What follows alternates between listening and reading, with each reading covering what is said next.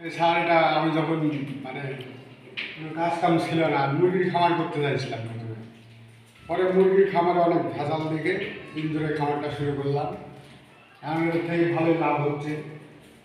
মাসে 50টা 100 টাকা করে বেশি, এক একটা ধরেন 150 টাকা করে পিস, ডাইরেক্ট ঢাকা লেগে পাঠায়।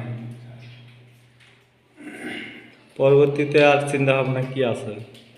পরবর্তীতে এটা বড়সড় করে করার নিয়ম আছে স্যার। এখন বাচ্চাগুলা এবার আমি রাখবো, রেখে এগুলো আরও বড় করে, মানে সবগুলা বাচ্চা যখন একসঙ্গে দিবে আর কি, সবাই মিলে যখন এক একসঙ্গে বাচ্চা দিবে তখন টার্গেট আছে 100 করে বাচ্চা হবে, তখন বেশি করে সেল দেওয়ার নিয়ম আছে। তাহলে মোট লাভ কত হবে মাসে?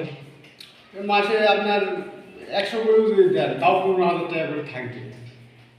আর যদি 1,000 করে দিতে পারেন তাহলে 1.5 লাখ টাকা করে থাকতেছে মাসিক আয়। মাসিক আয়। 1,000 করে দিতে পারলে 1.5 লাখ টাকা করে থাকবে, খরচ কম। আপাতত কারা নিচ্ছে? আবার তো স্কুল কলেজের আপনার ডাক্তাররা, কলেজের শিক্ষকরা নিচ্ছে এক্সপেরিমেন্ট করার জন্য।